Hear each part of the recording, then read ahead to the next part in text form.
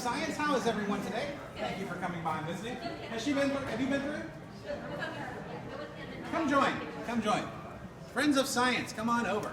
There is no prize, no Nobel Prize for being in the back, so feel free to get nice and close. How's everyone today?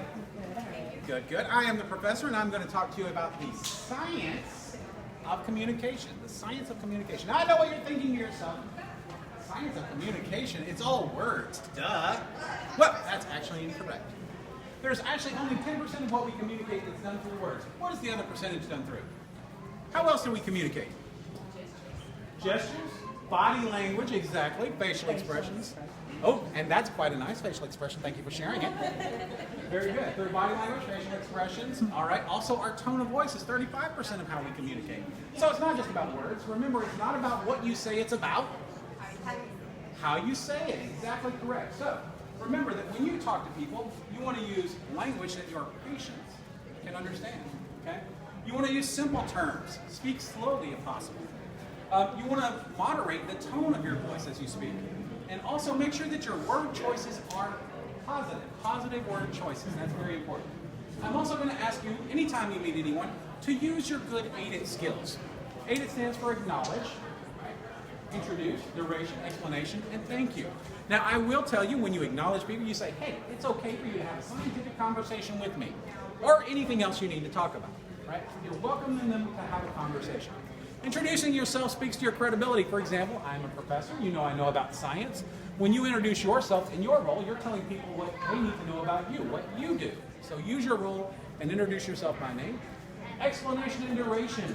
That is all about information, and that is what science is all about, explaining things. So giving good time frames and exactly what they're going to need and what they're going to do.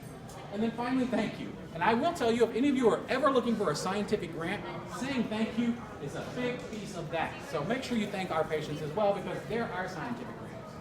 Okay. Make sure that you use your keywords. Safety, comfort, always, and my pleasure. In the lab, we use the term safety all of the time. It's how we stay safe. How do you use safety in your role? Making sure the bed's locked. For their safety. Very good, very good. How could you use comfort in your role?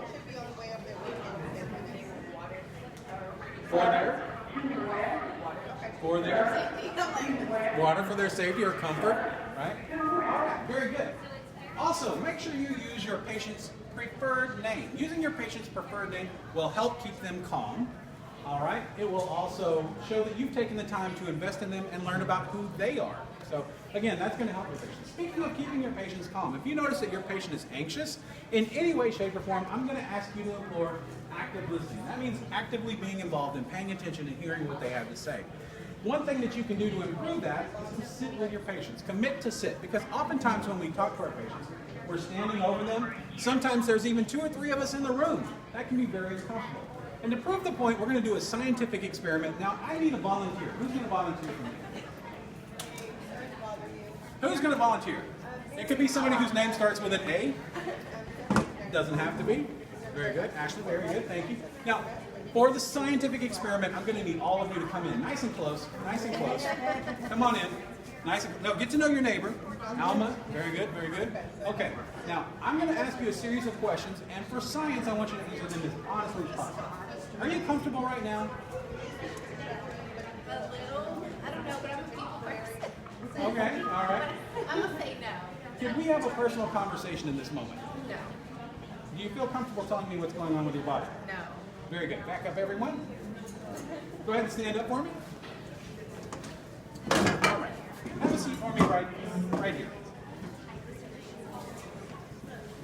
Now, do you feel more comfortable now? Yes. Do you feel like you could open up and talk to me more now? Science! Thank you very much. Give Ashton a big round of applause. Thank you very much. Ashton did a wonderful job. So keep in mind, that's how our patients perceive us all the time standing over them. But when we sit with them, they become more comfortable and more open to talking with us. They perceive that we've spent more time, and we show that we're more invested in their care. So sit with your patients where you can. It's going to help them quite a bit, and you're not really investing any more time doing it. Okay? Also, if your patient is anxious, manage up. When we manage up, we do 2 things. We say something that is positive and something that is true. Right? So manage up. And that shouldn't be hard here, because we have the best nurses here at Houston Methodist. We have the best patient care assistants, the best lab techs, right? The best cafeteria staff, the best whatever it is that you do. We have all of the best people here at Houston Methodist, so I'm going to ask you to manage up because it's easy because we are leading what? Medicine, that's correct. We are leading medicine.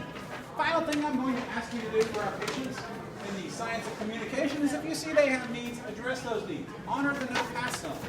Make sure that you address what you can when you go in the room and escalate to the next person that can if you cannot. Anything you cannot address. And then follow up with your patients. And if you do that, not only will you communicate, but you will keep them safe by reducing falls. What questions do you have about the science of communication? Very good. If you want to see the results of our latest science experiments, then check out what our patients had to say on our latest surveys. For joining me today, you all received a coffee facilitating transport device or coffee storage unit. You receive a coffee storage unit. You can have a coffee transporting device. They're all the same.